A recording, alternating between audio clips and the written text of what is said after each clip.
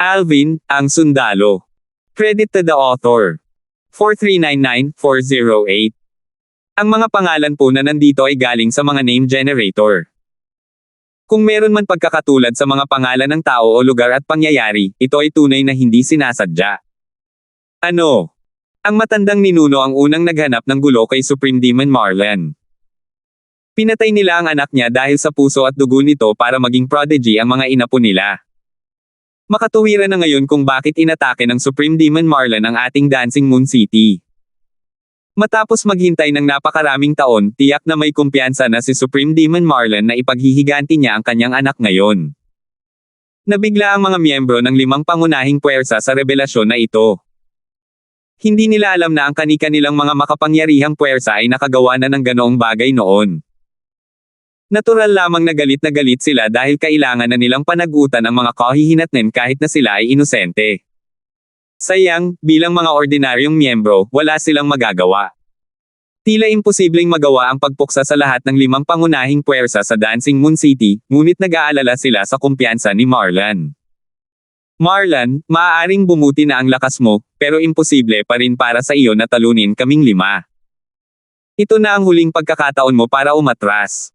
Kakalimutan natin ang nangyari ngayon kung aalis ka na ngayon. Sabi ng isa pang makapangyarihang tao mula sa Dancing Moon City. Maingay at mayabang siya kapag nagsasalita. Naghiwa-hiwalay ang mga ulap dahil sa shockwave, at inilantad ang isang matangkad at matipunong figure na nakatayo sa tapat ng 5 pinakamataas na makapangyarihang nilalang ng Dancing Moon City. Ang 5 pinakamataas na makapangyarihang nilalang ay isang matandang lalaki, isang lalaking nasa katanghaliang gulang, isang binata, isang magandang babae, at isang matandang babae. Habang unti-unting nawawala ang alikabok sa lungsod, tiningnan ni Alvin at ng 3 demonyo ang nawasak na lungsod. Nagkalat ang mga bangkay sa lahat ng dako, at iilang nakaligtas lamang ang nakikitang unti-unting gumagapang palabas mula sa mga guho. Si Alvin lang ang tanging taong nanatiling ligtas dahil sa kanyang kalapitan sa 3 demonyo. Maaaring hindi ang 3 demonyo ang pinakamalakas sa mga tropa ng mga demonyo mula sa bundok Marlon, ngunit mayroon silang malalakas na pinagmulan. Ang higanteng unggoy, si Toriko, ay ampon ng isa sa 3 pinakamalakas na demonyo sa ilalim ng pamumuno ni Marlon. Kahit ang mga demonyong mas malakas kay Toriko ay hindi nang ahas na saktan siya. Dahil dito, ang ibang mga demonyo ay hindi nang ahas na salakayin si Alvin. Ito ang mapanirang kapangyarihan ng isang kataas-taasang makapangyarihang bayan, pinagmasdan ni Alvin ang mga guho ng lungsod ng may bahid ng takot sa kanyang mga mata. Dumaloy ang dugo na parang mga ilog sa panlabas na lungsod ng Dancing Moon City at ang mga pader ng lungsod, maliban sa mga nasa loob ng hall na nabuo ng mga sinag ng liwanag, ay matagal nang gumuho. Mas malala pa sana ang pagkawasak kung hindi naglagay ng pananggalang na harang si Supreme Demon Marlon para protektahan ang bahaging ito ng Dancing Moon City. Bukod pa rito, tiyak na nagpigil ang 5 Supreme Powerhouses ang gumawa sila ng hakbang. Tutal, ang kanilang mga inapo at miyembro ng kanilang puwersa ay nasa lungsod. Tiyak na hindi sila kikilos ng pabaya dahil nag-aalala sila na maaapektuhan ng mga shockwave ang iba. Maraming ideya ang tumatakbo sa isip ni Alvin sa sandaling ito. Ito ang unang beses na nanood siya ng labanan sa pagitan ng mga Supreme Powerhouse. Muling naisip niya kung gaano kaitikot ang mga Supreme Powerhouse. Kahit gaano pa kahirap ang gawin ni Alvin, halos hindi niya mahuli ang galaw ng 6 na pinakamalakas na kapangyarihan. Masyadong mabilis para sa kanya ang kanilang mga galaw. Biglang tumingin si Alvin kay Marlon. Naramdaman niya na ang enerhiya ni Marlon ay hindi matatag kumpara sa iba pang 5 Supreme Powerhouses. Mukhang nasa disbentaha ang sitwasyon ni Marlon noong nakaraang pag-uusap nila. Sa sandaling lumitaw ang kaisipang ito sa isipan ni Alvin, nakarinig siya ng malamig na pagsinghot. Ha! Akala ba nilang 5 ay mag-isa lang dumating ang ating Panginoon? Nakakaloko. Sabi ng malapanig na demonyo. Nanlaki ang mga mata ni Alvin nang marinig ang mga salitang ito. Nagdala ba ng tulong ang kataas-taasang demonyo na si Marlon? Napakagandang alok. Gayunpaman, sa palagay ko ay natatakot ka lang na kung magpapatuloy ako, masasaktan kayong lahat. Aaminin ko, medyo lumakas na kayong lahat kumpara sa nakaraan, sabi ni Marlon. Agad na dumilim ang ekspresyon ng 5 pinakamakapangyarihang nilalang nang marinig nila ang kanyang mga salita. Matapos magpalitan ng suntok, natuklasan nila na ang mga pag-unlad ni Marlon ay higit pa sa kanila. Tila hindi bababa sa 3 sa kanila ang kailangang magsanib puwersa upang maging kapantay ni Marlon. Kung magsanib puwersa silang 5, malamang na mapapatumba nila siya, ngunit magiging isang mahirap na labanan ito. Tiyak na masusugatan sila sa proseso, at may posibilidad din na 1 o 2 sa kanila ang mamamatay sa labanan. Likas sa kanila na atubili na magtamo ng mga pinsala, dahil sa takot na maapektuhan nito ang pagkakataong makaligtas sila sa kanilang susunod na kapigatian sa langit na darating kada 10,000 taon. Sa pagkakataong ito, biglang ikinuyom ni Marlon ang kanyang mga kamao at sinabing, "Kapatid na Amberhan, tulungan mo akong patayin ang 5 taong ito." Kasunod nito, isang malakas na tawanan ang umalangaw-ngaw sa hangin habang isang nakakatakot at malamig na alon ng enerhiya ang lumabas mula sa itaas ng kalangitan. Nagsimulang bumagsak ang mga tipak ng nyebe sa Dancing Moon City na parang biglang dumating ang taglamig. 4,400. Hindi tulad ng taglamig, naramdaman ni Alvin ang nagyayelong lamig na tumatago sa kanyang mga buto. Kasabay nito, ang 3 demonyo sa tabi ni Alvin ay nakapagpakilos na ng kanilang divine energies upang protektahan ang kanilang sarili mula sa lamig. Isang kataas-taasang makapangyarihang nilalang na nakakaintindi sa batas ng yelo. Ginamit ni Alvin ang kanyang banal na enerhiya habang nakatingin sa binata na nakasuot ng asul na lumitaw pagkatapos magsalita ng kataas-taasang demonyo, si Marlon. Ang binata na nakasuot ng asul ay may taas na humigit kumulang 1.8 metro. Guwapo siya at may pares ng tuwid na kilay. Ang pinaka nakakaakit sa kanya ay ang kanyang mahabang asul na buhok na nililipad-lipad ng hangin. Kahit na mas maikli kaysa kay Marlon na 3 metro ang taas, ang kanyang aura ay mas mapang-akit. Si Amberhan. Agad na nagbago ang ekspresyon ng 5 pinakamakapangyarihang nasa Dancing Moon City. Bahid ng takot ang makikita sa kaibuturan ng kanilang mga mata habang nakatingin sila sa binata na nakasuot ng asul na damit na nakatayo sa tapat nila. Batay sa reaksyon ng 5 pinakamataas na makapangyarihang tao, alam ni Alvin na ang binata na nakasuot ng asul ay tiyak na kakaiba. Bukod dito, ang binata na nakasuot ng asul ay tiyak na mas malakas kaysa kay Marlon. Kung hindi, si Marlon ay magiging magalang o hihingi ng tulong sa kanya. Sa oras na ito, isang matandang babae, isa sa 5 pinakamakapangyarihan sa Dancing Moon City, ang pumikit at nagsabing, "Panginoong Amberhan, wala pong dahilan para tulungan ninyo si Marlon, di ba? Kaming 5 at ang aming kani-kanilang puwersa ay walang puot sa inyo, kung tutuusin." Hindi inaasahan ng matandang babae na hihingi ng tulong si Marlon kay Amberhan, isang cultivator na walang sekta na mas malakas kaysa sa kanya. Hindi pa katagalan, nabalitaan niya na si Amberhan ay nakatira sa isang liblib na lugar malapit sa Dancing Moon City. Nang panahong iyon, naisip pa niya ang pagbisita dito. Sino ang mag-aakala na ang kanilang unang pagkikita ay magaganap sa ganitong mga sitwasyon? Kasunod nito, pinagsalikop ng isang matandang lalaki ang kanyang mga kamao at bahagyang yumuko kay Amberhan bago niya sinabi, "Amberhan, kung handa kang lumayo sa bagay na ito, nangangako kaming 5 na babayaran ka ng malaki. Ginagarantiya ko na masisiyahan ka sa kabayaran." Ang matanda at ang 4 na iba pang pinakamakapangyarihang tao ay nag-usap-usap hindi nagtagal matapos lumitaw si Amberhan. Lahat sila ay sumang-ayon na mag-alok kay Amberhan ng kahit ano basta't hindi makikialam si Amberhan sa bagay na ito. Kung tutuusin, kung totoo ang mga chismis, kahit kalahati sa kanila ay mamamatay kung lalabanan nila sina Marlon at Amberhan. Hindi lang iyon, kundi kung tutulungan ni Amberhan si Marlon, lahat ng 5 pangunahing puwersa ng Dancing Moon City ay masisira rin. Isang mainit na ngiti ang sumilay sa mukha ng binata na nakaasul na nagdala ng taglamig sa Dancing Moon City nang magtanong siya, "Talaga?" Natigilan ang 5 pinakamakapangyarihan sa ngiti ni Amberhan. Siyempre naman, sagot ng matanda sabay tango. Kasunod nito, binawi ni Amberhan ang kanyang enerhiya, at binago ang madilim na ekspresyon sa mukha ng 5 pinakamataas na makapangyarihang tao tungo sa mga ngiti. "Panginoon Amberhan, malaya kang pumunta sa aming imbakan ng kayamanan o kahit sa aming mga singsing sa espasyo at kunin ang anumang gusto mo. Tama iyan, Panginoong Amberhan. Ito ay pagpapakita ng aming katapatan."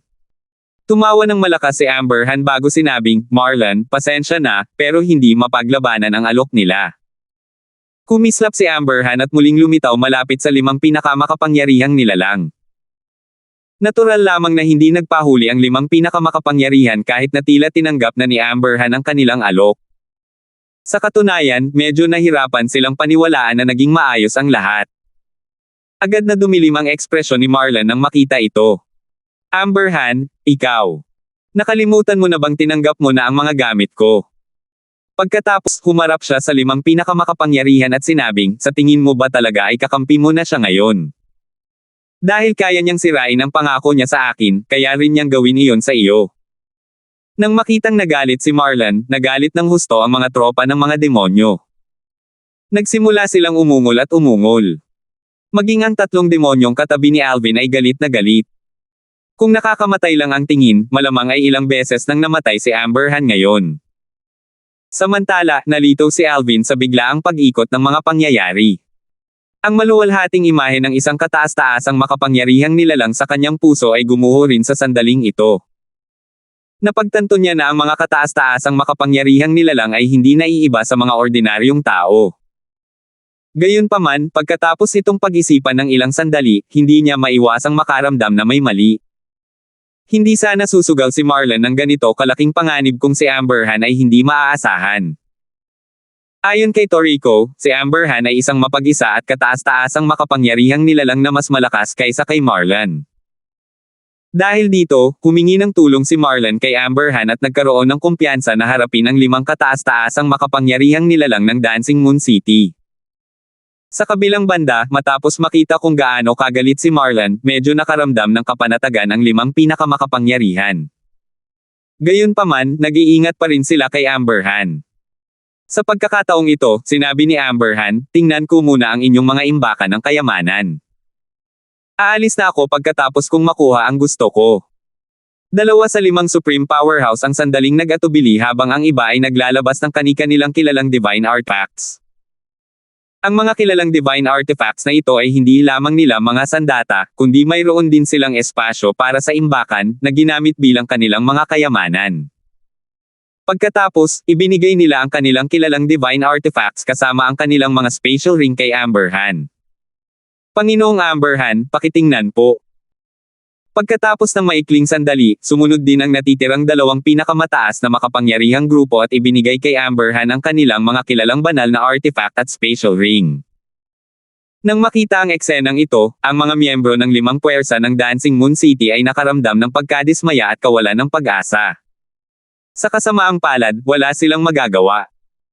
Kung tutuusin, wala silang duda na si Amber Han ay napakalakas batay sa kung paano siya tinatrato ng 5 pinakamataas na makapangyarihang grupo.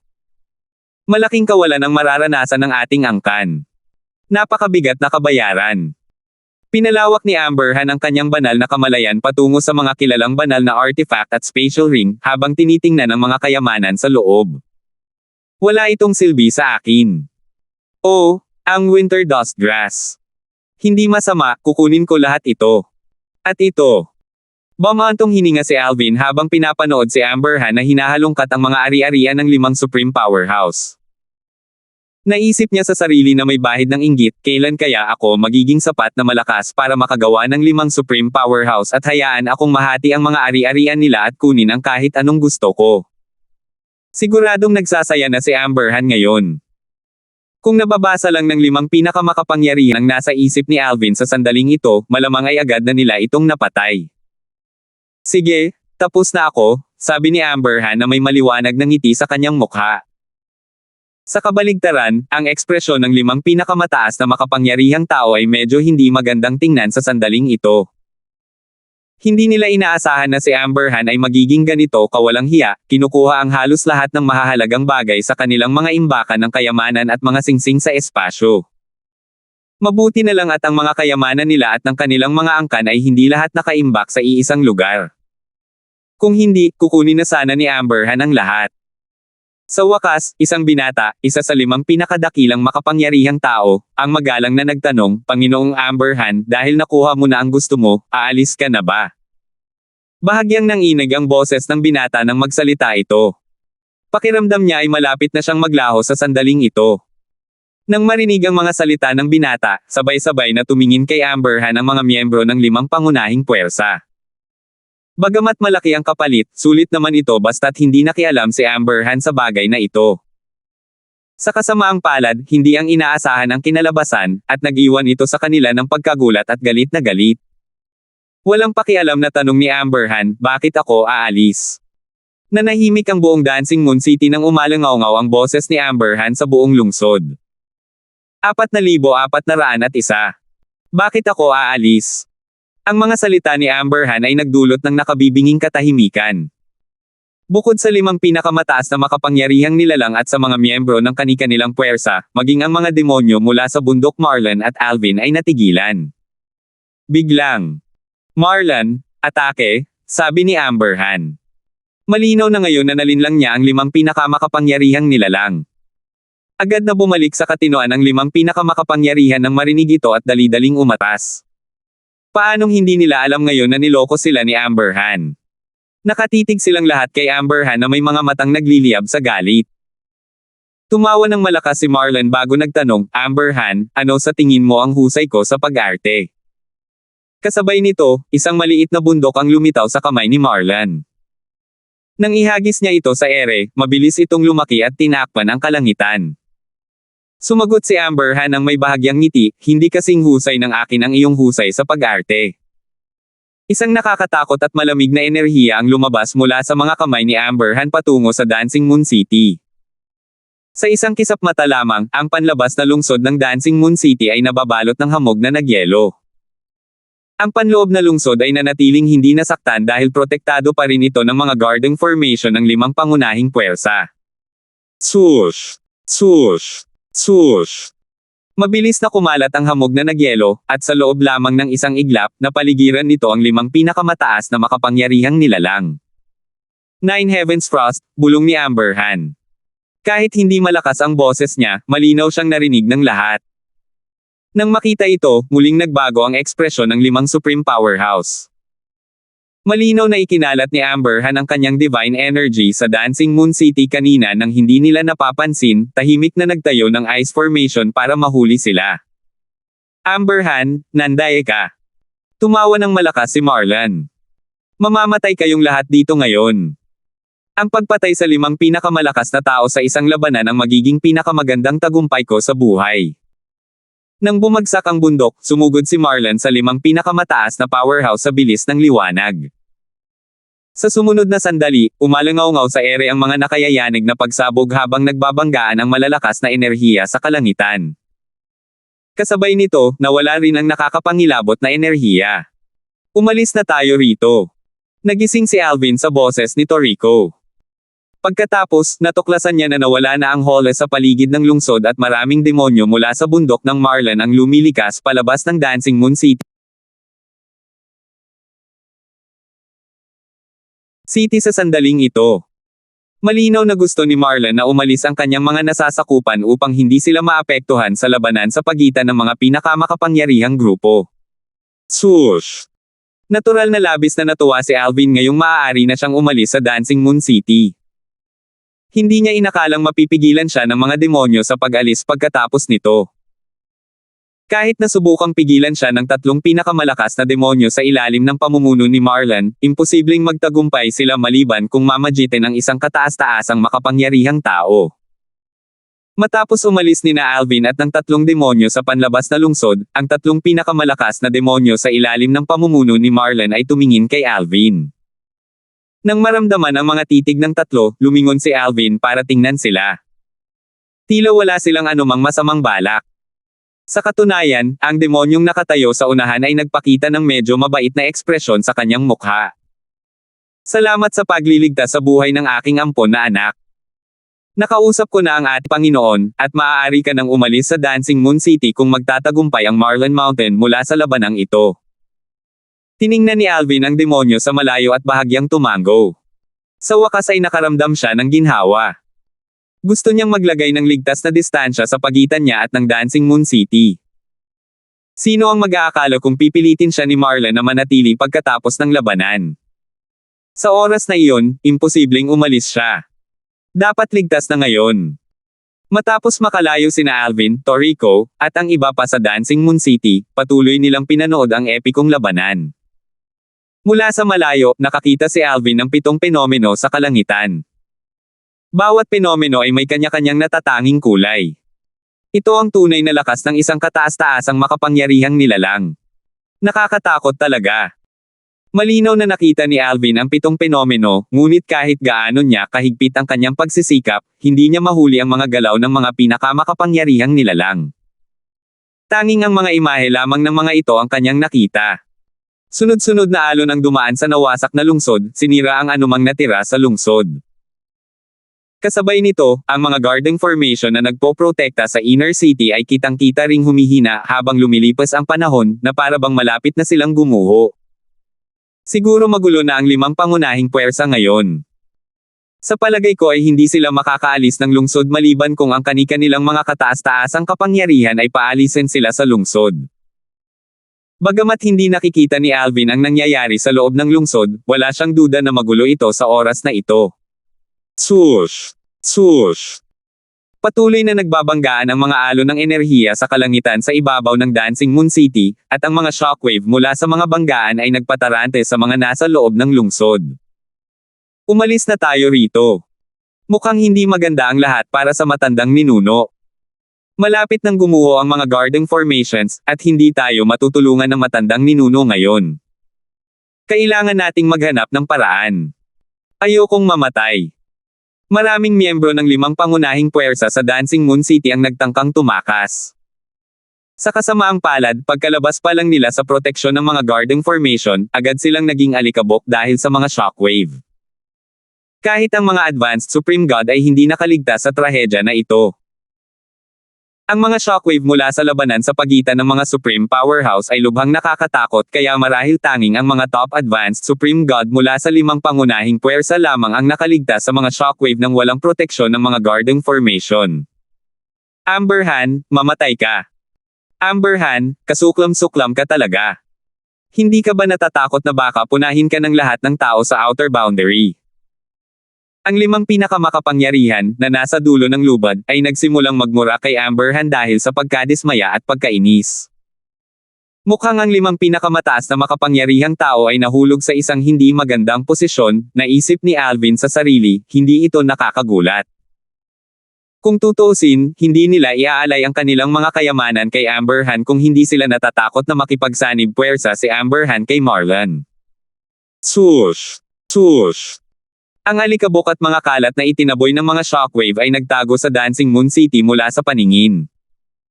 Pagkatapos ng 100 paghinga, sa wakas ay nagpakita ng mga senyales ng paghina ang kaguluhan. Isang tinig na puno ng paghihirap ang sumigaw, "Zakay!" Isa pang boses na natataranta ang sumigaw, "Maghiwalay kayo at tumakas." Kasunod nito, napangisi si Marlon at sinabing, "Siguro, may pagkakataon ka sanang makatakas kung ginawa mo iyon sa sandaling lumitaw si Amber Han." Gayunpaman, ngayong nakalagay na ang kanyang ice formation, sa tingin mo ba ay makakatakbo ka na? Isang biro. Pagkatapos magsalita ni Marlon, bahagyang umubo siya. Malinaw na nagtamo rin siya ng ilang mga pinsala mula sa labanan. Sa oras na ito, walang pakialam na sinabi ni Amber Han, "Selyo." Biglang nawala ng malay ang Dancing Moon City habang ang nakakatakot na enerhiya ni Amber Han ay kumakalat ng makapangyarihan.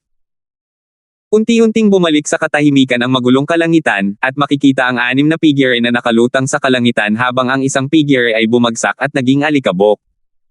4,402. Namatay ba ang isa sa mga pinakamakapangyarihang tao? Natigilan si Alvin. Kasabay nito, nagsaya at ipinagdiwang ni Toriko at ng iba pang mga demonyo ang kanilang tagumpay. Purihin ang Panginoon! Purihin ang Panginoon! Ang pagkamatay ng isa sa 5 pinakamakapangyarihang grupo ay higit pa sa sapat upang patunayan na ang iba ay walang pagkakataong manalo kina Marlon at Amber Han. Swoosh! Swoosh! Isa pagsabog ang umalangaw-ngaw nang biglang naging pula ang mga ulap bago nagsimulang umulan ng dugo sa Dancing Moon City. Ang mga ilog ng dugo sa labas ng lungsod ay tila naging dagat ng dugo dahil sa malakas na ulan, na nagbabadya ng pagkamatay ng isang kataas-taasang makapangyarihang nilalang. Ang pinakamakapangyarihang miyembro ng angkan ng Brown, si Zakay Brown, na siya ring pinakamatagal na nabubuhay na miyembro ng angkan, ay namatay na. Boom! Nabigla ang mga miyembro ng angkan ng Brown sa Ancestral Hall ng angkan nang mabasag ang Soul Pearl ni Zakai. Kanina, nang marinig nila ang isa sa mga pinakamakapangyarihang nilalang na tinatawag ang pangalan ni Zakai, mayroon na silang nararamdamang masamang balak. Gayunpaman, wala sa kanila ang umasa na mamamatay siya. Matandang ninuno. Matandang ninuno. Habang nagluluksa ang pinuno ng angkan at ang matataas na opisyal ng angkan ng Brown sa pagkamatay ng kanilang pinakamakapangyarihang grupo, nagsimulang magkagulo ang mga tao. Mga miyembro ng angkan ng Kane, magtipon kayo sa bulwagan ng mga ninuno. Mga miyembro ng angkan ng Yang, magtipon kayo sa Ancestral Hall.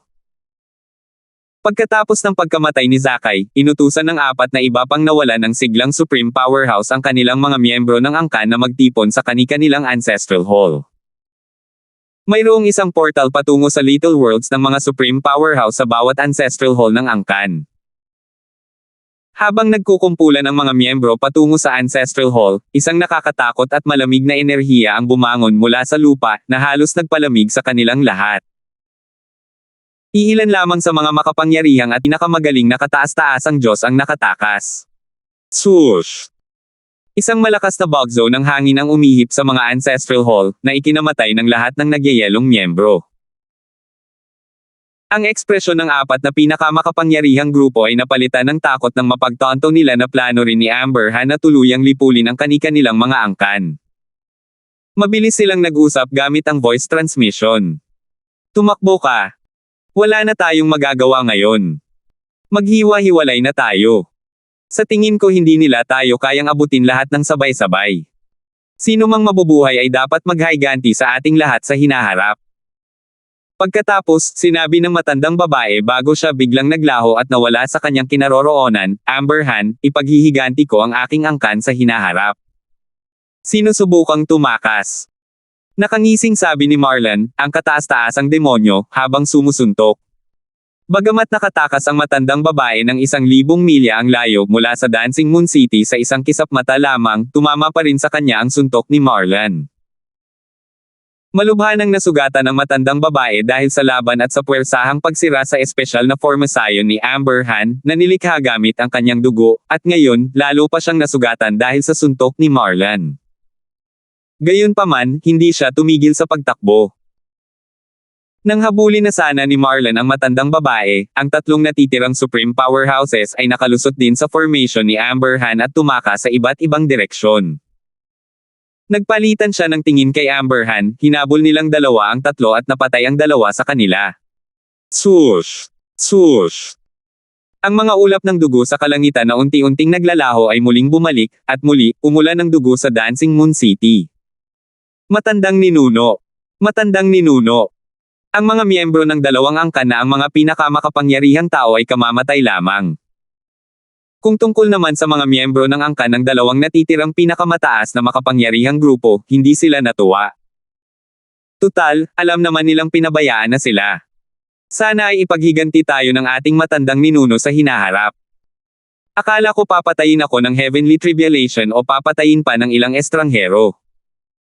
Hindi ko inaasahan na papatayin ako ng isang Supreme Powerhouse. Alam ng mga miyembro ng 5 pangunahing puwersa ng Dancing Moon City na nalalapit na ang kamatayan. Gayunpaman, ang ilan sa kanila ay hindi sumuko at sinusubukan pa ring makatakas. Mga kasama, ayokong may sino mang taong makalabas ng buhay sa Dancing Moon City. Malakas na sabi ni Marlon. Umalangaw-ngaw ang boses niya sa buong Dancing Moon City.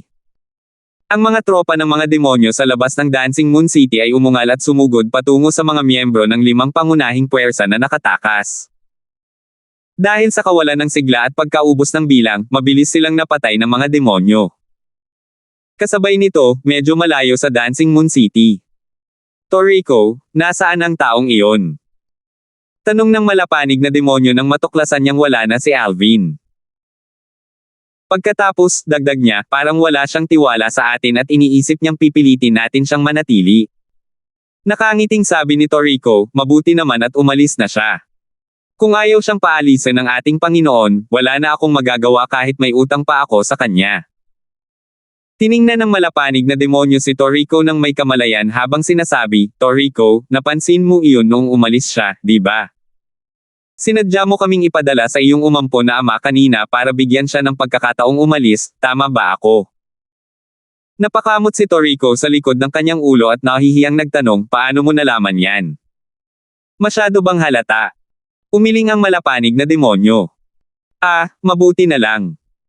Kahit napakalakas niya, sa palagay ko ay hindi siya mag-aalangan dahil hindi siya miyembro ng alinman sa 5 pangunahing puwersa. Bago pa man mamatay ang pangalawa at pangatlong Supreme Powerhouse, nakapag-teleport na si Alvin palayo. Alam niyang ang mga natitirang Supreme Powerhouse ay tatakas o lalaban matapos mapatay ang mga miyembro ng kanilang angkan habang papunta sa kanilang mga Ancestral Hall. Bago pa man siya mapansin ni na Marlon o Amberhan, nagpa siya na siyang tumakas. Bagamat wala siyang galit kina Marlon at Amberhan, ang kanyang dating karanasan sa Crimson Demon ay nagturo sa kanya na iwasan ang mga Supreme Powerhouse kung maaari. Napakalakas nila, naisip ni Alvin sa sarili habang bumubuntong hininga, madaling natalo ni na Marlon at Amberhan ang 5 Supreme Powerhouse na iyon. Nagawa pa nilang patayin ang isa sa 5 Supreme Powerhouse nang napakabilis salamat sa formation ni Amberhan na nakaagaw sa kanilang atensyon. Pinatutunayan nito kung gaano kaitikot si Amberhan. Iniisip ko kung si Amberhan ay isang tao, isang demonyo, o ibang nilalang. Namangha si Alvin sa kanyang nakita ngayon. Hindi lamang ito ang unang beses na nakasaksi siya ng labanan sa pagitan ng mga Supreme Powerhouse, kundi ito rin ang unang beses na nasaksihan niya ang pagkamatay ng isang Supreme Powerhouse. Bagamat hindi niya nasaksihan ang pagkamatay ng sumunod na 2 Supreme Powerhouse, alam niyang namatay ang mga ito nang makita niyang muli ang mga ulap na kulay dugo na lumitaw sa kalangitan sa itaas ng Dancing Moon City. Bagamat ang mga Supreme Powerhouse ay nakatayo sa tugatog gamit ang kanilang lakas, ang kanilang pagkamatay ay kasing bilis ng mga ordinaryong tao. Parang may malaking pagkakaiba sa lakas sa pagitan ng mga Supreme Powerhouse. Iniisip ko kung gaano nakalakas si Octavius ngayon. Naisip ni Alvin sa sarili. Bahagyang may bahid ng takot ang makikita sa kanyang mga mata sa sandaling ito. Nang sa wakas ay nakabawi na siya ng kanyang kahinahunan, nagpa siya si Alvin na pumunta sa lungsod kung saan nakabase ang angkan ni Richard upang tuparin ang huling kahilingan ni Richard. Dati, nalaman niya na medyo malayo ang lungsod mula sa Dancing Moon City. Ang paglalakbay ay aabutin ng hindi bababa sa 3 buwan. Mabuti na lang at mayroon siyang pananaw para bumili ng mapa sa Dancing Moon City na nagpapakita ng mga lokasyon ng iba't ibang pangunahing puwersa, kabilang ang angkan ni Richard at ang Crimson Demon Rage. 4,403. Ito ang pinakamahabang paglalakbay ni Alvin simula nang makarating siya sa outer boundary. Gayunpaman, dala ang mapa, tiwala siyang maiiwasan ang mga mapanganib na lugar. Batay sa kanyang kasalukuyang lakas, tiwala rin siyang makakatakas siya mula sa lahat ng nasa ilalim ng kaharian ng mga kataas-taasang makapangyarihang nilalang. Swoosh! Naglakbay si Alvin gamit ang kanyang lumilipad na barko matapos mag-teleport palayo kay Toriko at sa iba pa. Ang mga lumilipad na barko ay isang karaniwang paraan ng transportasyon sa outer boundary. Karaniwang inilalagay ng mga tao ang mga ito bago pumasok sa mga lungsod upang maiwasan ang hindi kinakailangang abala.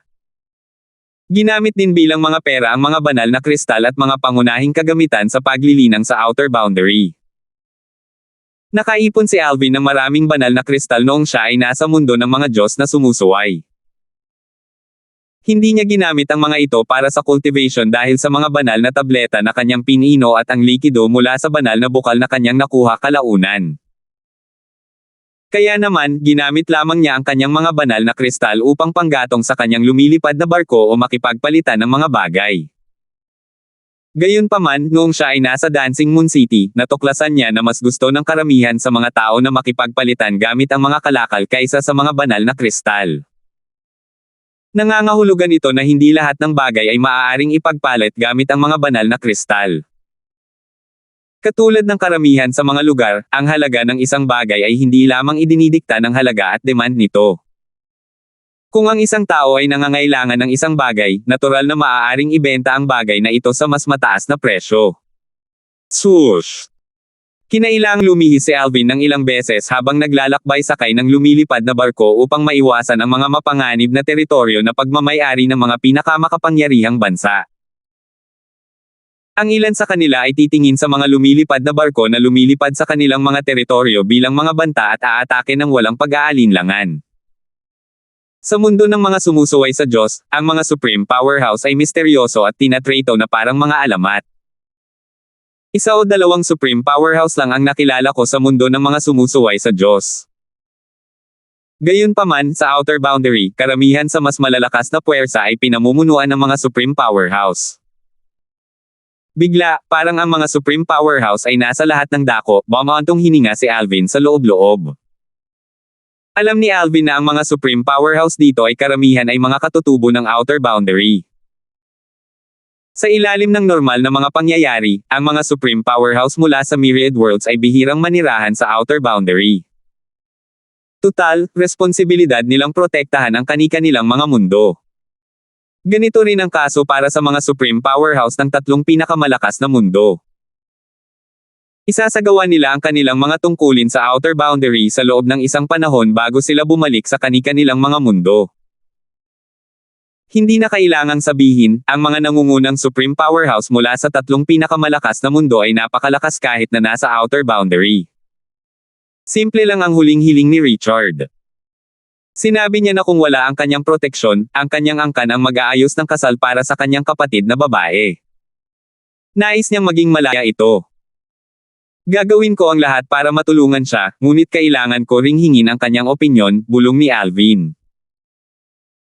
Aabutin ng 3 buwan bago dumating si Alvin kung lilipad siya ng buong bilis, ngunit aabutin siya ng kalahating taon mula nang lumipad siya ng kasing bilis ng isang ordinaryong at maunlad na kataas-taasang Diyos. Lumipas ang kalahating taon sa isang kisap-mata lamang. Sa paglalakbay, nakatagpo si Alvin ng mga bandido sa ilang magkakahiwalay na pagkakataon, ngunit madali niya silang napatay. Ang pinakamalakas na nakatagpo niya ay isang advanced Supreme God na kakatatag lang ng kanyang cultivation base. Ang lakas ng kabilang partido ay parang isang simpleng Supreme God kapag nakaharap sa kanya. Sa kabila ng pagpatay ng ilang bandido, hindi siya gaanong nakakuha ng pera. Tutal, lahat ng kanilang spatial rings ay sumabog pagkatapos ng kanilang pagkamatay. Ilan ang nagalok ng kanilang spatial rings upang pangalagaan ang kanilang buhay, ngunit walang anumang kapaki-pakinabang sa kanya doon. Hindi ito nakakagulat dahil ang mga mayayaman sa outer boundary ay hindi pipiliing maging bandido. Biglang. Panginoon ko, tila lumilipad kayo patungo sa Blue Dawn City. Maaari po ba ninyo kaming sakyan? Isang paus na boses na pagmamayari ng isang matandang babae ang umalangaw-ngaw mula sa labas ng lumilipad na barko. Nanghihina ang boses niya kapag nagsasalita, at tila nasugatan siya.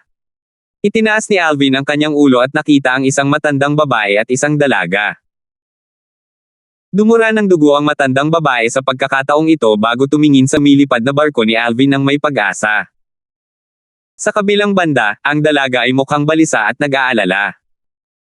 Sa sandaling ito, ilang mga boses ang umalangaw-ngaw mula sa di kalayuan. Nandyan na sila. Kunin sila. Sa wakas ay umalis na siya sa angkan ng Yale. Bilasan ninyo at hulihin ninyo siya. Iaalay natin siya sa ating pinuno. Sa ilalim ng normal na mga pangyayari, hindi makikialam si Alvin sa mga bagay ng ibang tao. Gayunpaman, hindi niya maaaring palampasin ang bagay na ito matapos makita ang isang grupo ng mga lalaking nagtatangkang dukutin ang dalaga. Lola, malapit na sila. Tara na. Walang kasalanan ang may-ari nitong lumilipad na barko. Hindi natin siya dapat abalahin, nag-aalalang sabi ng dalaga. Mahal ko, napakabait mo naman. Sabi ng matandang babae bago muling samubo ng dugo. Hindi na siya nagsalita pa habang isinama niya ang dalaga at naglagay ng distansya sa pagitan nila at ng lumilipad na barko ni Alvin. Gayunpaman, bago pa man makalayo ang dalawa, lumipad si Alvin at iniwan ang kanyang lumilipad na barko. Tiningnan niya ang matandang babae at ang dalaga habang walang pakialam na sinabi, maaari na kayong sumakay sa lumilipad na barko.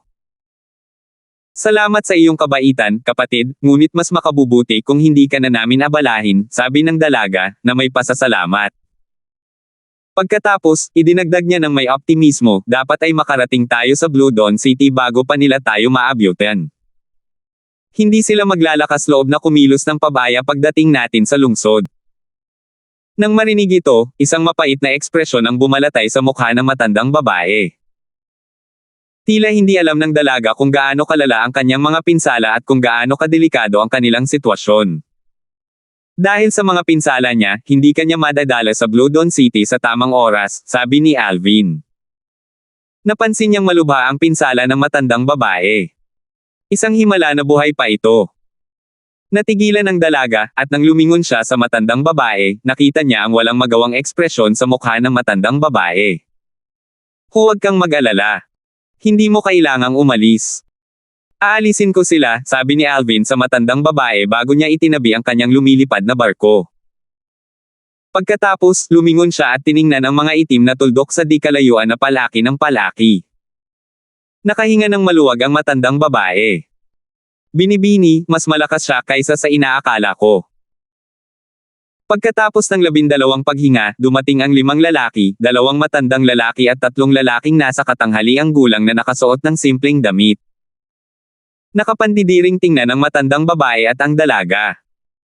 Isa sa mga matandang lalaki ang nag-aalalang tumingin kay Alvin habang nagtatanong, "Sino ka? Tutulungan mo ba sila?" Ang matandang lalaki ay may puting-puting buhok at kilay, ngunit mukhang bata pa siya para sa kanyang edad. Hindi sumagot si Alvin sa tanong ng matanda. Sa halip, inilagay niya ang kanyang mga kamay sa kanyang likod at tumingin sa 5 lalaki bago mahinahong sinabi, "Bibigyan ko kayo ng 3 hininga para makatakas." Sabi ng matanda, "Ginoo, ako ang kaliwang tagapangalaga ng organisasyon ng Dagat Dugo." Ang Blood Sea Organization ay isang nomad-ikong puwersa na nakabase sa labas ng Blue Dawn City. Ang organisasyon ay umiiral ng hindi bababa sa 1,000 taon at pinamumunuan ng isang mataas at advanced na Supreme God. Dahil madalas silang lumipat ng mga base, mahirap silang harapin maliban kung may isang Supreme Powerhouse na mamagitan. 4,404. Isa laban sa 5. May 2 ka pang hininga na natitira. Inakala ng matandang babae at ng dalaga na matatakot si Alvin matapos marinig na ang mga kalaban ay mga miyembro ng Blood Sea Organization. Nang makitang nanatili siyang kalmado, napaisip sila kung talagang makapangyarihan ba siya o kung hindi lang niya narinig ang tungkol sa Blood Sea Organization. Sa sandaling ito, isa sa 3 lalaki ang tumingin kay Alvin nang may pagpatay habang sinasabi, "Kaliwang tagapangalaga, hindi mo na kailangang sayangin ang oras mo sa pakikipag-usap sa kanya. Patayin na lang natin siya. Binigyan kita ng pagkakataong umalis kaya huwag mo akong sisihin sa hindi pagpapakita ng awa," galit na sabi ng kaliwang tagapangalaga ng Blood Sea Organization. Wala siyang pakialam kung ang binata na nakasuot ng lila sa harap niya ay direktang inapo ng isang kataas-taasang makapangyarihang nilalang o hindi. Tutal, aalis din ang Blood Sea Organization pagkatapos nilang makumplito ang kanilang kasalukuyang misyon. Ang paghahanap sa kanila ay parang paghahanap ng karayom sa tumpok ng dayami. Swoosh! Swoosh! 5 penomen ng mga batas ang lumitaw sa kalangitan habang ginagamit ng 5 lalaki ang kanilang banal na enerhiya at inihagis ang kanilang mga batas.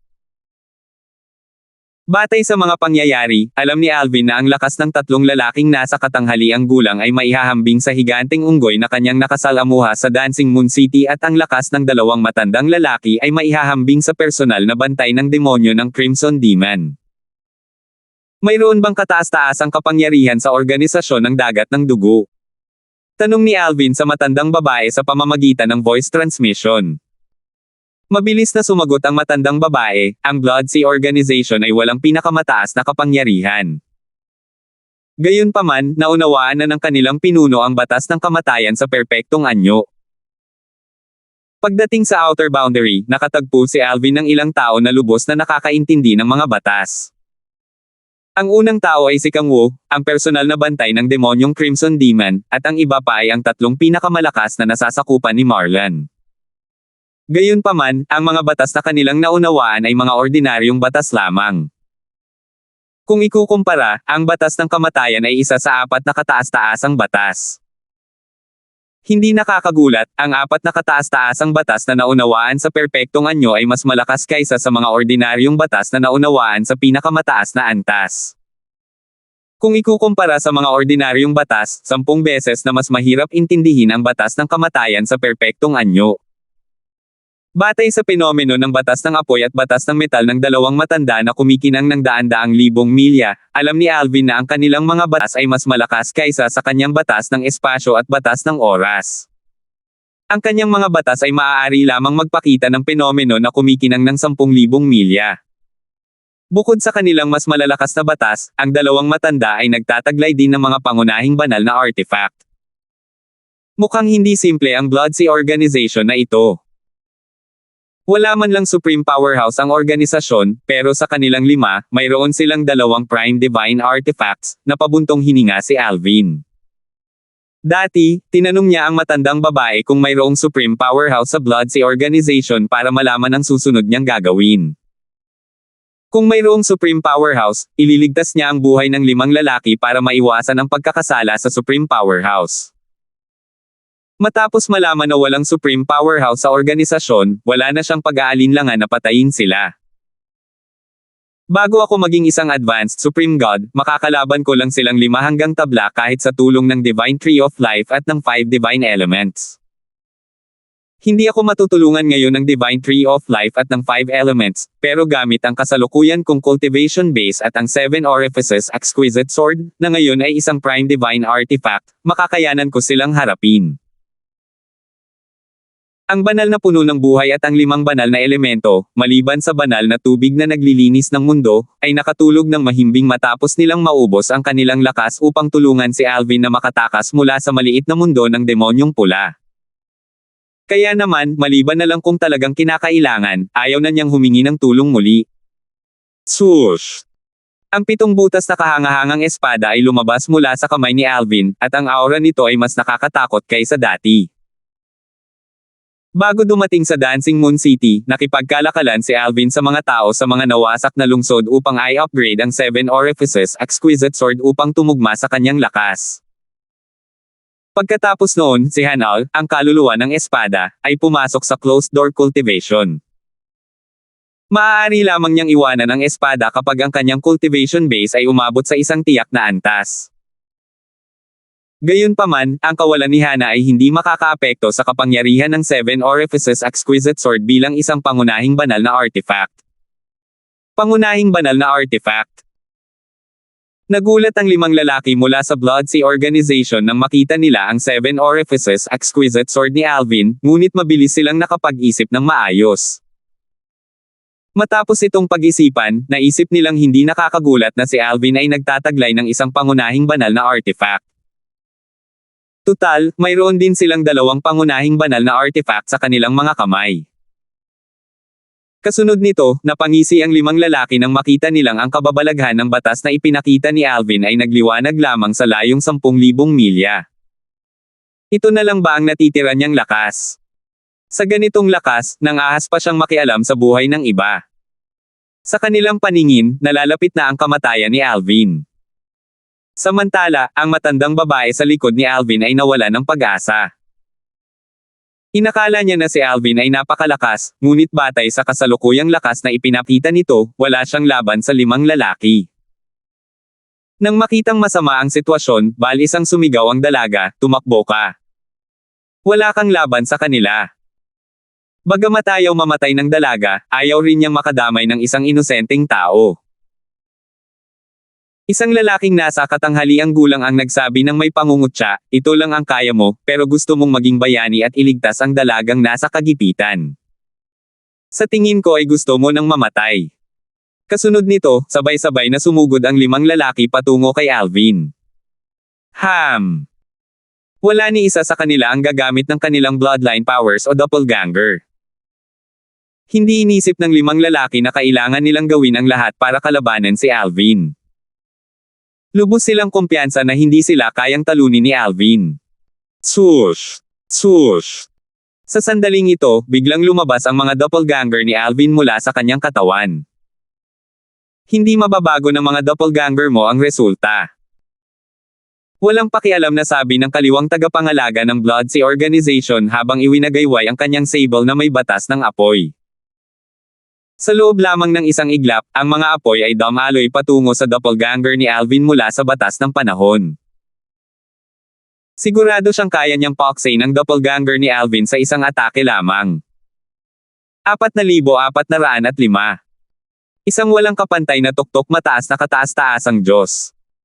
Bagamat alam ng matandang babae at ng dalaga na malakas ang binata na nakasuot ng lila, hindi nila inisip na makakapantay siya sa 5 miyembro ng Blood Sea Organization.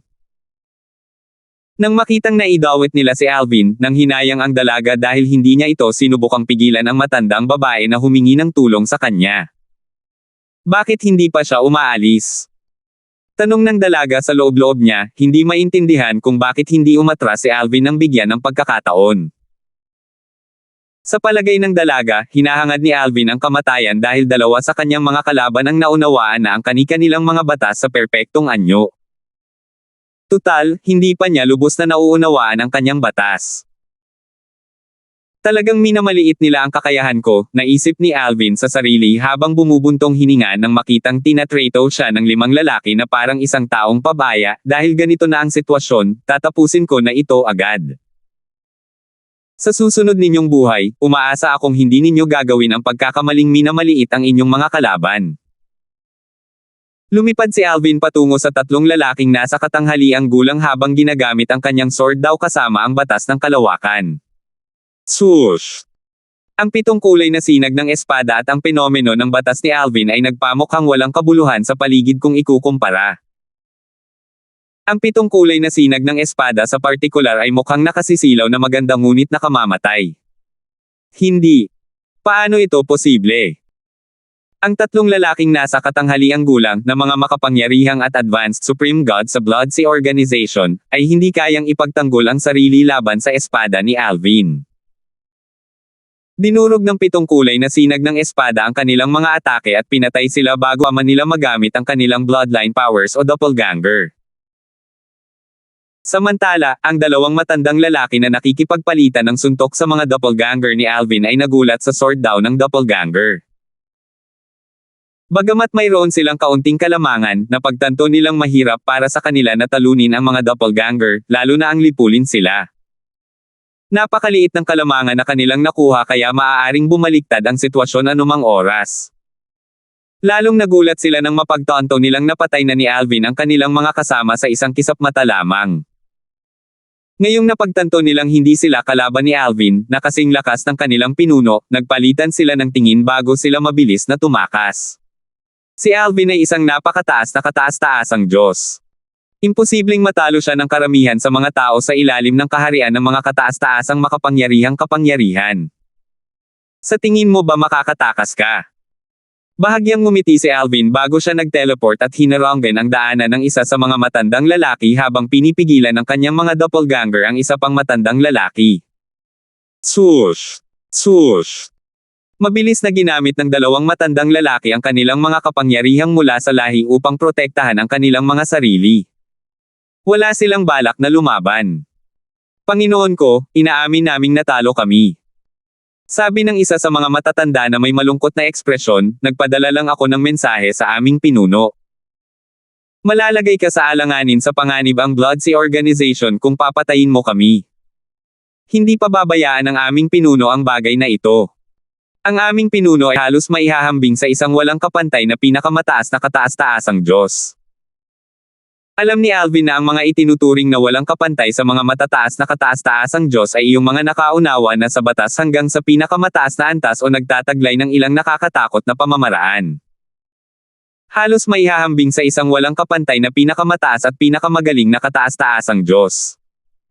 Walang pakialam si Alvin sa banta ng matanda.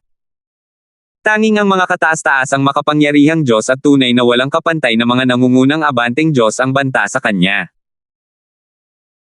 Tiwala siya na kahit hindi niya matalo ang pinuno na halos maihahambing lamang sa isang walang kapantay na nangungunang abanteng Diyos, makakatakas pa rin siya mula sa kabilang panig.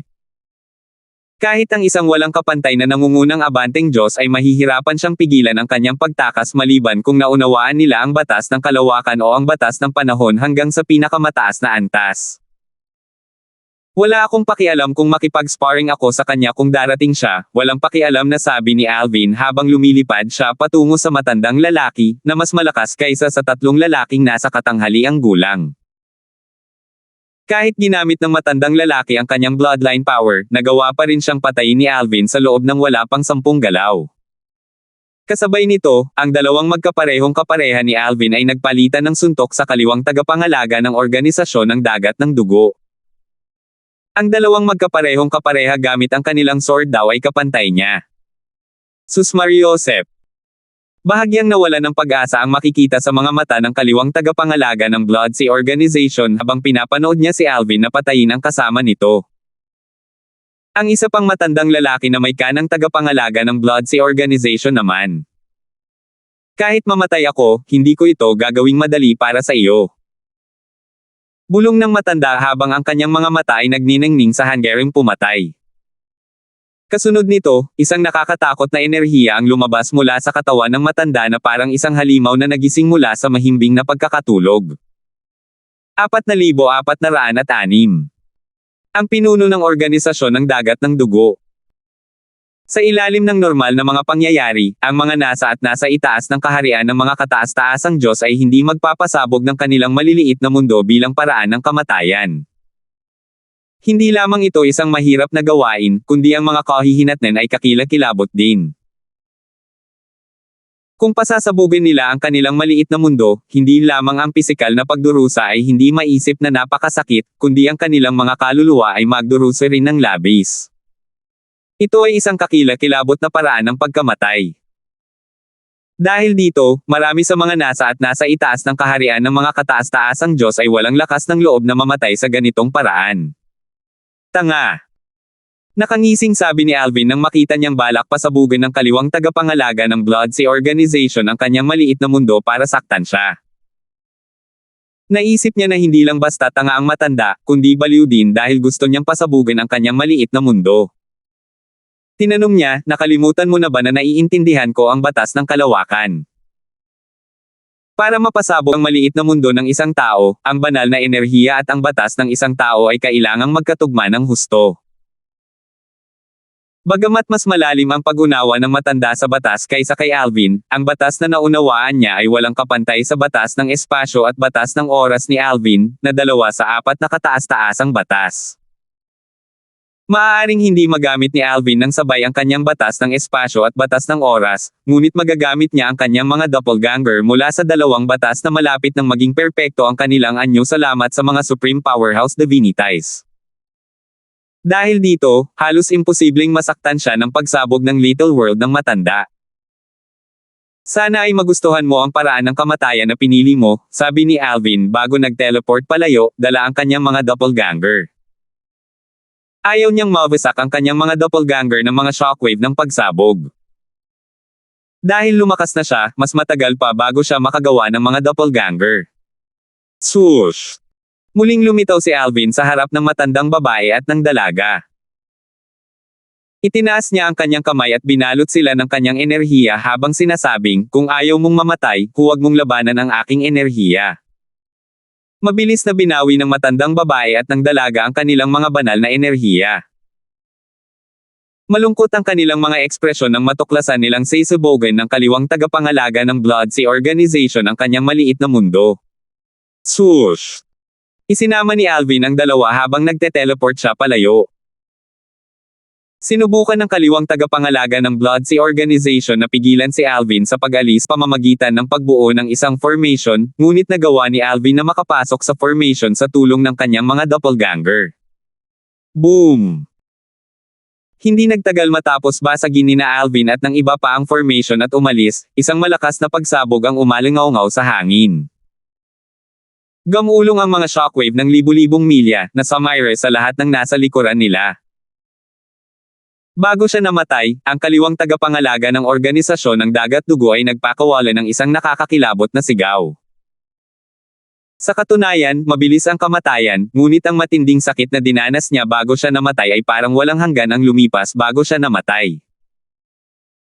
Pinagsisihan niya ang pagpili sa ganitong paraan ng pagkamatay dahil alam niyang nakaligtas si Alvin ng walang pinsala.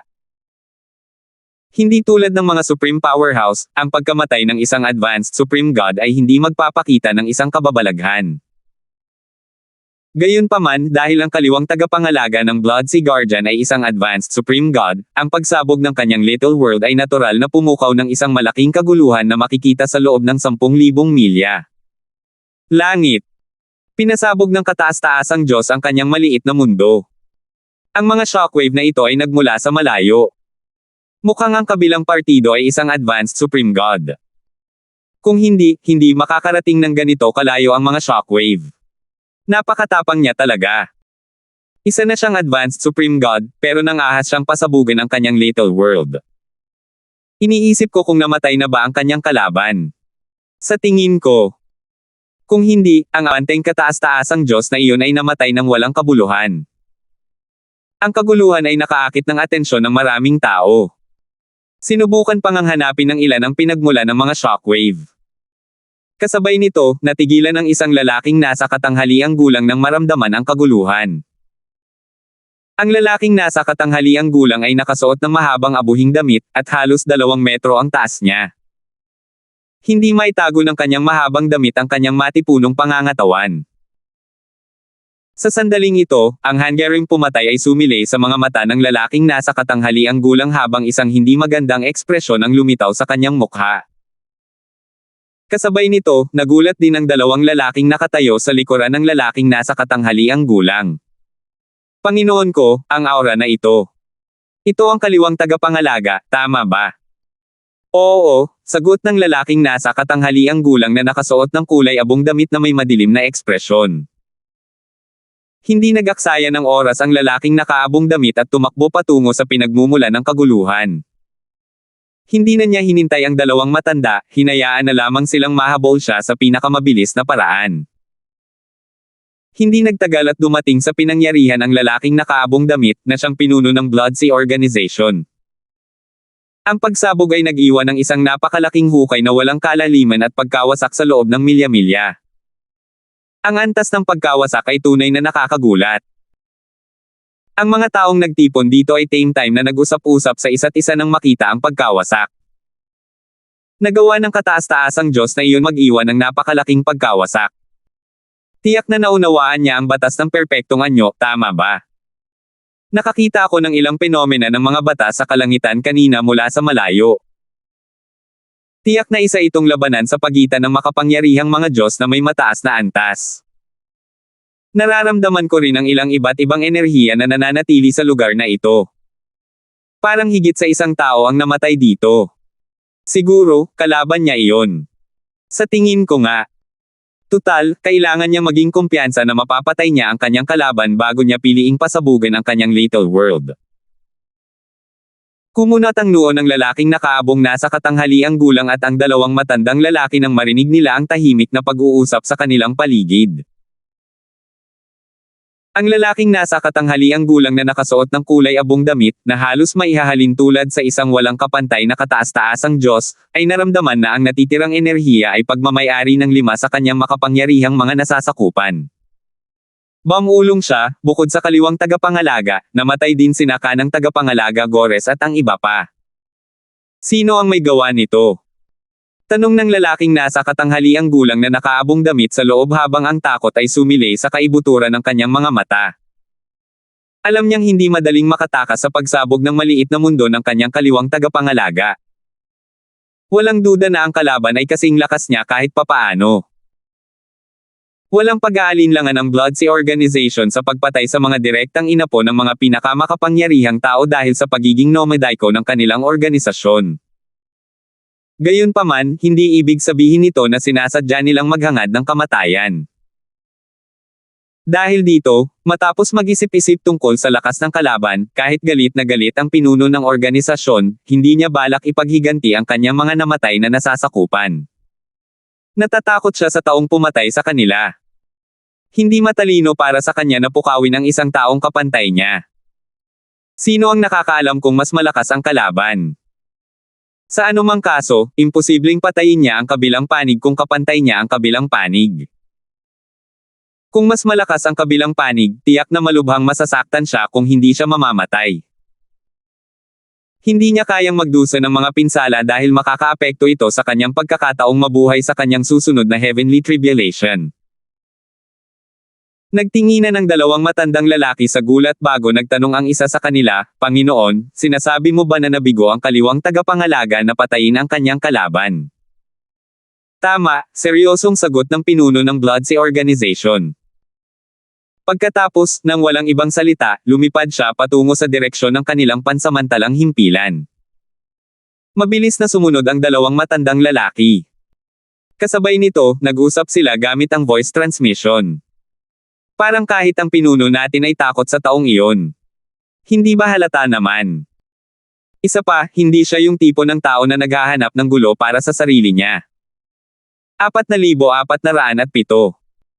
Natural na walang kaalam-alam si Alvin na sumugod ang pinuno ng Blood Sea Organization hindi nagtagal pagkaalis niya. Hindi na kailangang sabihin pa, hindi rin niya alam na natatakot ang pinuno ng Blood Sea Organization at walang balak na ituloy ang bagay na ito. Gayunpaman, naisip na niya na ganito ang kahihinatnan ng mga bagay-bagay. Isang patunay sa lakas ni Alvin na kaya niyang patayin ang 5 miyembro ng Blood Sea Organization. Ang pinuno ng Blood Sea Organization ay hindi isang kataas-taasang makapangyarihang nilalang o isang walang kapantay na kataas-taasang Diyos. Dahil dito, hindi magagawang ipaghiganti ng pinuno ng organisasyon ang kanyang mga namatay na nasasakupan. Bukod dito, may posibilidad na itinuturing lamang ng pinuno ang kanyang mga nasasakupan bilang mga kasangkapan at walang pakialam sa kanilang pagkamatay. Swoosh! Sa oras na ito, si Alvin ay nasa kanyang lumilipad na barko. Sa harap niya, ay nalalayan ng dalaga kanina ang matandang babae habang sinasabing, "Ginoo, salamat sa pagliligtas ng aming buhay." Ako, si Cindy Yale, ay aalalahanan ang biyayang ito na nakapagliligtas ng buhay. Kung kailangan mo ang tulong ko sa hinaharap, maaari mo akong hanapin sa Yale Clan ng Rising Leaf City. Kasabay nito, may bahid ng pagkabigla ang makikita sa mga mata ni Cindy nang tumingin siya sa binata na nakadamit lila sa harap niya. Sinabi sa kanya ng matandang babae na ang katabi niya ay napakabata pa ng kabilang panig.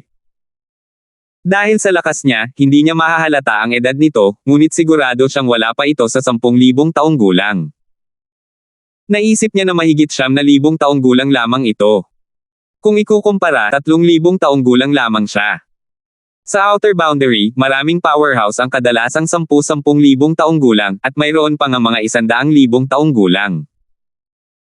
Karaniwan para sa mga advanced supreme gods na malapit sa 100,000 taong gulang. Kung ang isang tao ay isang walang kapantay na top advanced supreme god at walang problema sa kanyang heavenly tribulations, hindi imposibleng mabuhay ng 100,000 taon kahit na hindi siya makapasok sa kaharian ng mga supreme powerhouse.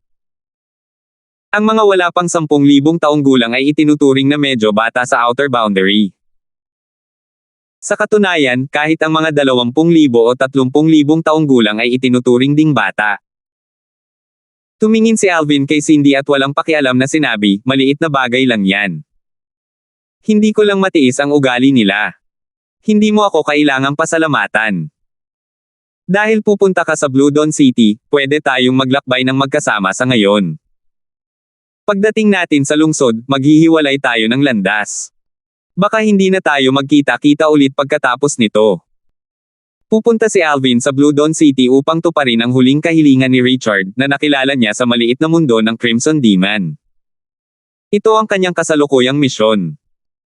Pagkatapos makumplito ang misyon, plano niyang manatili muna sa Blue Dawn City upang mangalap ng karagdagang impormasyon tungkol sa outer boundary bago umalis. Pagdating niya sa outer boundary, wala siyang balak na manatili sa isang lungsod para maglinang. Gusto rin niyang maglakbay. Tutal, hindi lang siya kailangang maglinang, kundi kailangan din niya ng karanasan sa pakikipaglaban. Napakahalaga para kay Alvin na lumakas. Tutal, ang kanyang asawang si Kelly ay hindi makapaghintay ng ganoon katagal. Bagamat malaki na ang kanyang pag-unlad noon, hindi ibig sabihin na magiging pareho ito sa hinaharap. Hindi siya nangahas na maging kampante at determinado siyang magtrabaho ng husto. Hindi niya pangunahing layunin ang maging isang walang kapantay na pinakamataas na abanteng kataas-taasang Diyos. Ang kanyang pangunahing layunin ay maging isang makapangyarihang kataas-taasang kapangyarihan upang mahanap niya ang taong iyon mula sa angkan ng soul imprisonment na sumanib kay Octavius upang mapilitan niya ang taong iyon na palayain ang kaluluwa ng kanyang asawa. Hindi na hinintay ni Alvin ang sagot ni Cindy. Sa halip, umatras siya ng ilang hakbang at umupo nang nakakross ang mga paa sa gilid. Hindi na niya sinagot si Cindy kahit na tinanong nito ang pangalan niya. Isang dismayadong ekspresyon ang lumitaw sa mukha ni Cindy. Ito ang unang pagkakataon na hindi siya pinansin. Hindi naman sa ngayon lang siya nakakilala ng isang prodigy.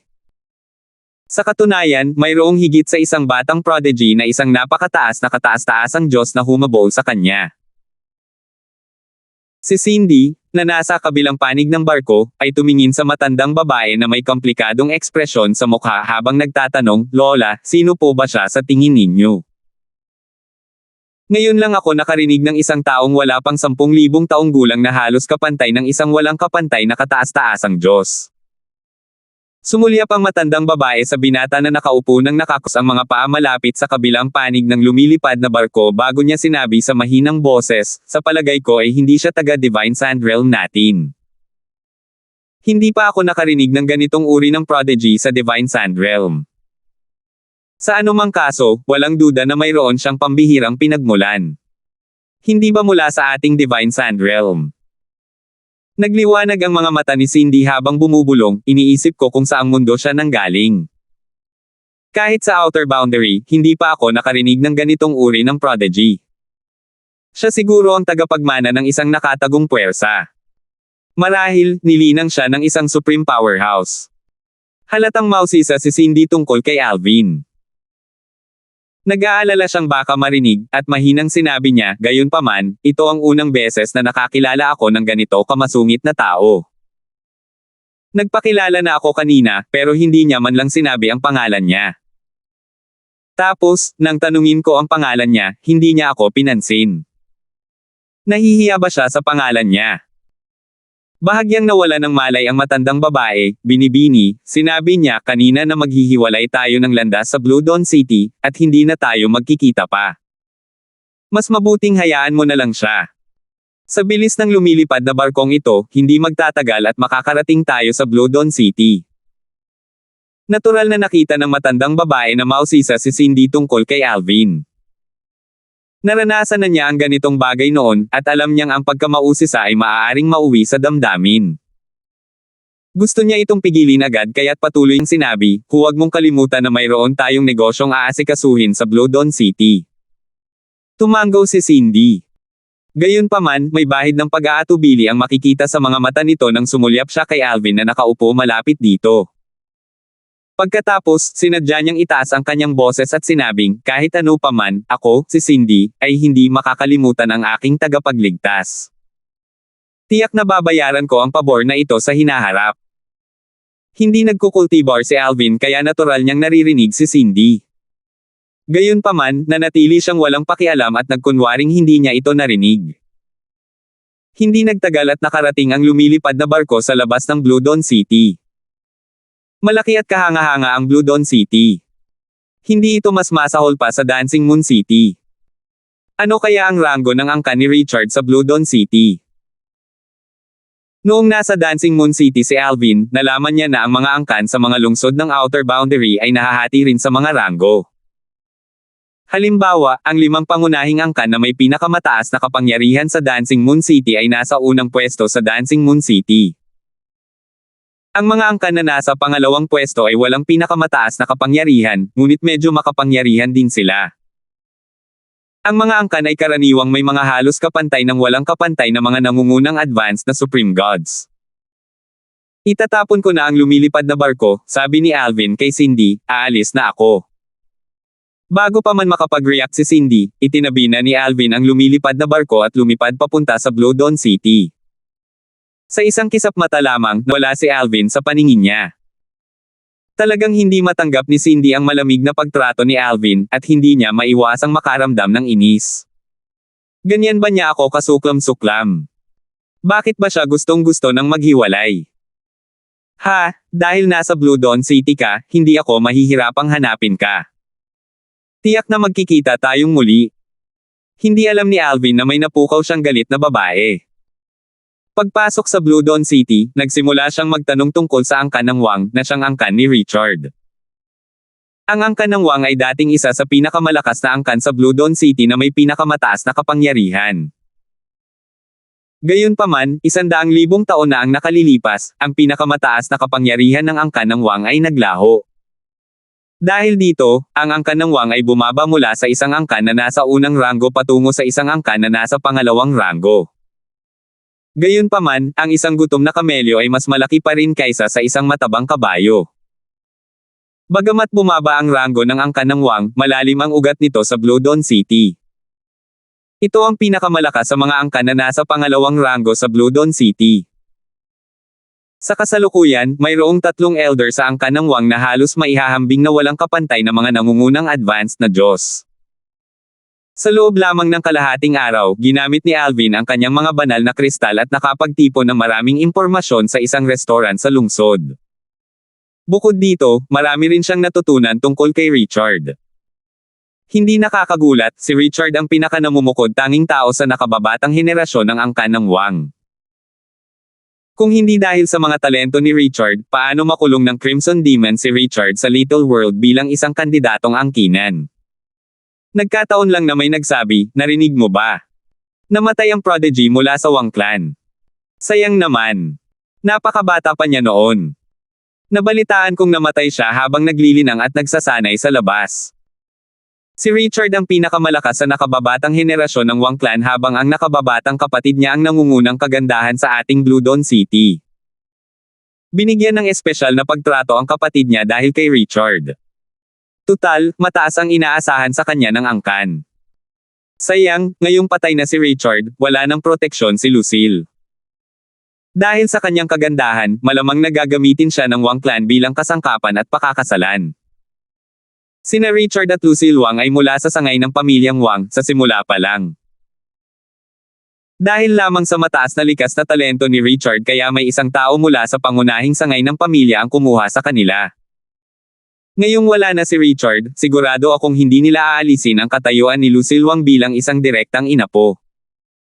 Tutal, ang angkan ay makakatanggap lamang ng kritisismo dahil sa kanilang kalupitan. Gayunpaman, tiyak na gagamitin nila si Lucille para pilitin siyang magpakasal sa isang bagay na makikinabang sa angkan.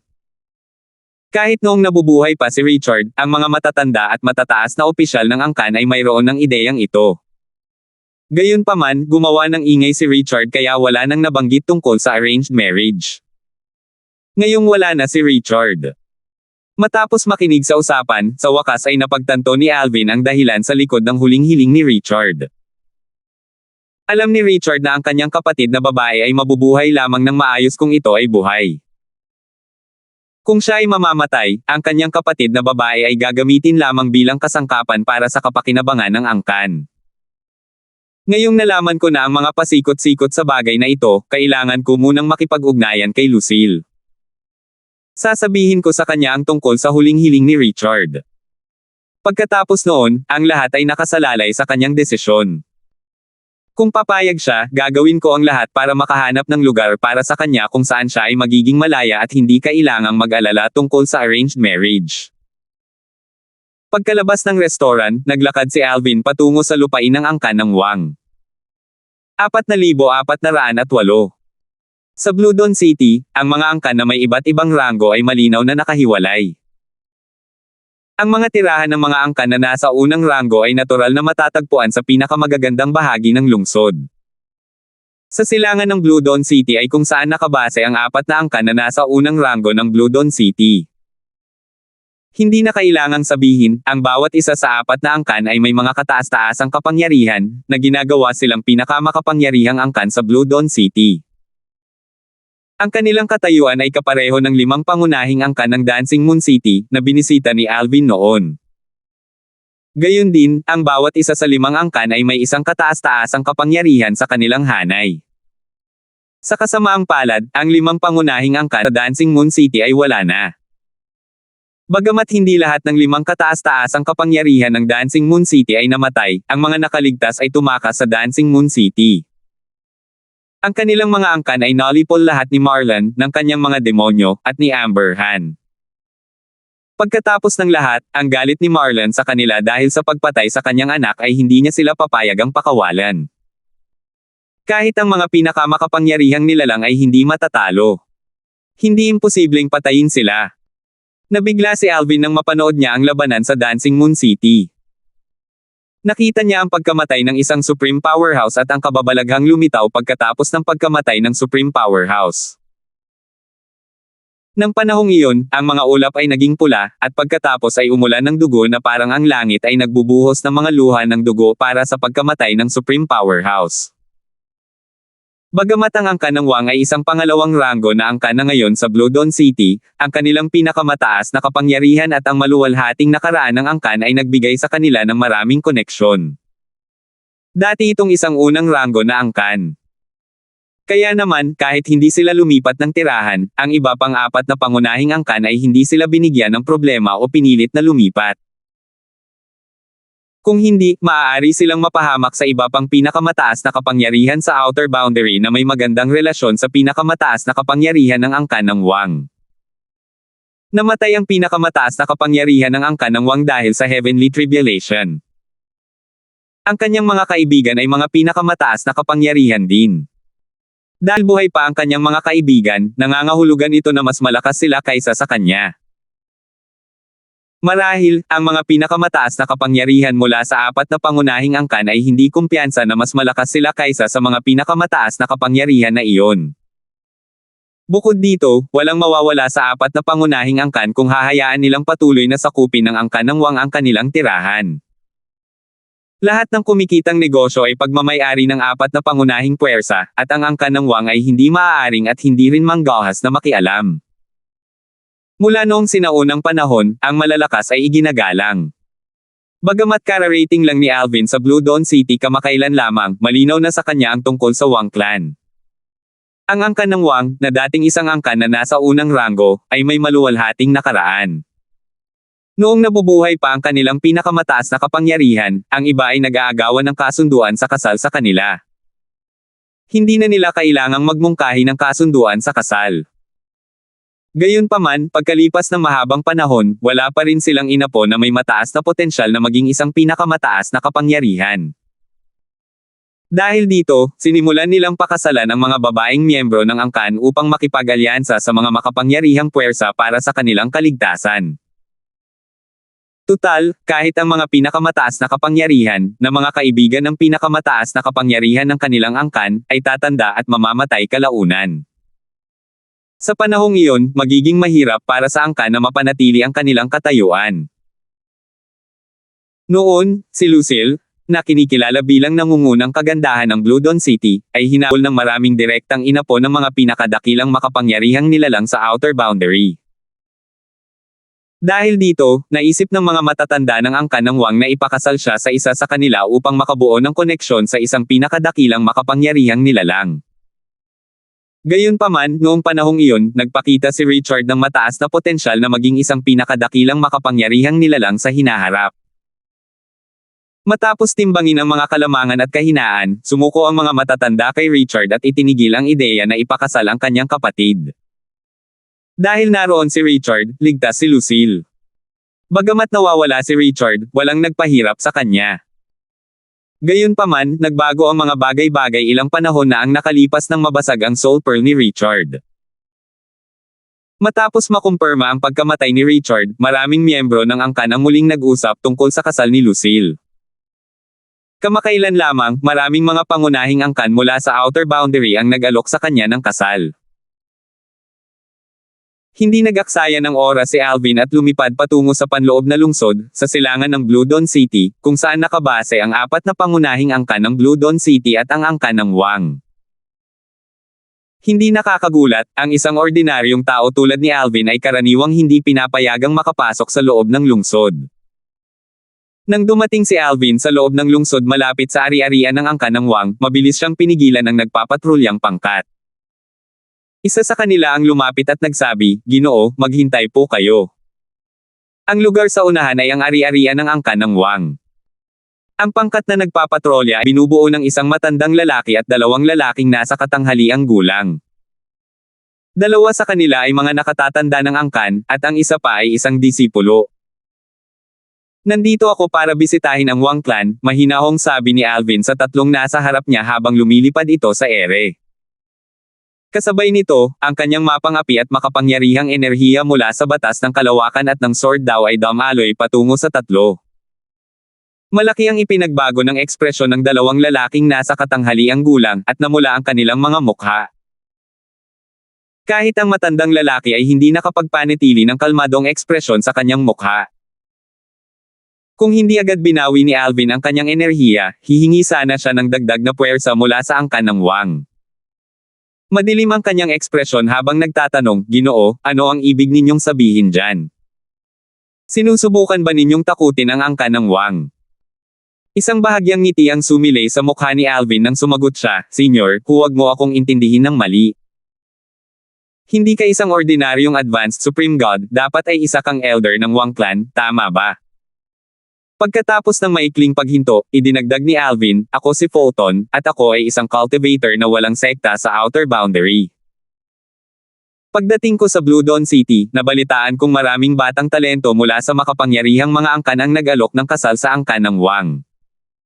Nabalitaan ko rin na si Miss Lucille ang pinakamagandang babae sa angkan ng Wang. Matagal na akong palaboy, walang mga kamag-anak at kaibigang maaasahan. Sawang-sawa na ako sa buhay na iyon. Kung makikilala ko si Miss Wang at makukuha ko ang kanyang pabor, handa akong manatili at maglingkod sa angkan ng Wang." Matagal nang pinag-iisipan ni Alvin kung ano ang sasabihin sa angkan ng Wang. Ang plano niya ay pumasok sa angkan ng Wang bilang isang cultivator na walang sekta, mapalapit kay Lucille, at humanap ng pagkakataon para ilayo siya sa angkan ng Wang kung iyon ang gusto niya. Hindi na kailangang sabihin pa, imposibleng sabihin niya sa angkan ng Wang ang tungkol sa huling kahilingan ni Richard at sabihin sa kanila na isuko na ang ideya ng pagpapakasal kay Lucille. Tutal, tiyak na wala nang pakialam ang angkan ng Wang kay Richard o sa kahilingan nito ngayong patay na si Richard. Mas pinahahalagahan ng angkan ng Wang ang mga benepisyo. Kaya naman, ang tanging magagawa niya ay ang ganitong plano. Naisip ni Alvin na ang pinakamahusay na paraan ay gamitin ang kasakiman ng angkan ng Wang laban sa kanila. Isa siyang mahiwagang nilalang na wala pang 10,000 taong gulang at nagtataglay ng lakas na halos maihahambing sa isang walang kapantay na pinakamataas na Diyos. Kung handa siyang maglingkod sa angkan ng Wang, paano siya tatanggihan ng angkan ng Wang? Mas kapaki-pakinabang ito sa kanila kumpara sa pagpapakasal kay Lucille sa ibang angkan. Tiningnan ni Alvin ang nakatatanda mula sa angkan ng Wang at sinabi ng hindi mapang-asar o mayabang, "Maaari mong tingnan kung kwalipikado ako o hindi. Wala akong pakialam kung makipaglaban ako sa pinakamalakas na miyembro ng angkan ng Wang para ipakita ang aking katapatan at lakas." Bahagyang nagbago ang ekspresyon ng matandang lalaki nang marinig ang mga salita ni Alvin, bahagyang naanti ang kanyang damdamin. Napansin niya na ang binata sa harap niya ay malakas, mas malakas kaysa sa kanya. Naramdaman din niya na ang kabilang panig ay napakabata pa. Natigilan din siya nang marinig niya ang kabilang panig na nagpahayag ng kanyang kagustuhang labanan ang pinakamalakas na miyembro ng Wang clan. Bagamat wala ng kataas-taasang kapangyarihan o walang kapantay na pinakamataas na kataas-taasang Diyos ang angkan ng Wang ngayon, may dalawang miyembro ng angkan na malapit ng maging kasing lakas ng isang walang kapantay na pinakamataas na kataas-taasang Diyos. Natural lamang na sila ang mga haligi ng angkan ng Wang, at mataas ang kanilang katayuan sa angkan. Kung nais ng dalawa, madali nilang maaalis ang kasalukuyang pinuno ng angkan ng Wang sa kanyang posisyon. "Hindi ako ang magdedesisyon para sa bagay na ito," naisip ng matanda sa sarili. Huminga muna siya ng malalim bago nagpadala ng mensahe. Di nagtagal, isa pang matandang lalaki na may mapula-pulang kutis, na mukhang isang pantas, ang lumitaw sa kalangitan. Mabilis na magalang na binati ng matanda at ng dalawa pang lalaking nasa katanghaliang gulang ang bagong dating. Dakilang nakatatanda. Ang bagong dating ay ang dakilang matatanda ng angkan ng Wang at ang pinuno ng konseho ng mga matatanda sa angkan ng Wang. Ang kanyang katayuan ay ang angkan ay pangalawa lamang sa dalawang kataas-taasang matatanda. "Ginoo, narinig ko po na gusto ninyong makipagkompetensya sa pinakamalakas na miyembro ng aming Wang clan." Tanong ng Grand Elder ng Wang clan. Medyo galit ang tingin niya kay Alvin. Naisip niya na masyadong mayabang si Alvin para sabihing gusto niyang makipagkompetensya sa pinakamalakas na miyembro ng Wang clan. Tama, walang pakialam na sagot ni Alvin kasabay ng pagtango. Pagkasabik niya ng boses, naramdaman niya ang enerhiya ng kabilang panig na lumalapit sa kanya. Magulo at nakakatakot ang enerhiyang iyon, ngunit para sa kanya, parang isang dumadaang hangin lamang ito. Sa kasalukuyan, si Alvin ay bahagyang mas mahina lamang kaysa sa mga malapit ng maging walang kapantay na mga nangungunang abanteng kataas-taasang Diyos. Kahit na noon, hindi magiging madali para sa mga taong iyon na talunin siya. Makaka-address pa rin siya ng ligtas kung kinakailangan ng sitwasyon. Kung ang dalawang pinakamalakas na miyembro ng Wang Clan, na halos maihahambing sa walang kapantay na mga nangungunang abanteng Diyos, ay lalaban sa kanya, wala siyang kumpiyansa na matatalo sila. Dahil hindi siya makakaalis dahil sa kanyang misyon, kung magpapatuloy siya sa pakikipaglaban sa kanila, malamang na matatalo siya. Gayunpaman, hindi siya nag-aalala dahil isa lamang itong sparring, hindi isang laban ng buhay o kamatayan. Bukod dito, tiwala siyang makikita ng dalawa ang kanyang potensyal. Tiwala rin siya na makikita ng Wang Clan ang kanyang potensyal bilang kanilang manugang. Sino ang mag-aakala na maaari pa nga nilang ipakasal si Lucille sa kanya agad? Swoosh! Nagpakawala rin ng enerhiya si Alvin. Sa isang iglap, walang awang pinakalat niya ang enerhiya ng Grand Elder. Upang maipakita ang kanyang lakas, hindi siya nagpigil at itinulak ang Grand Elder gamit ang kanyang enerhiya. Napaatras ng 3 hakbang ang dakilang matatanda ng angkan ng Wang, at may bahid ng dugo ang makikita sa gilid ng kanyang mga labi.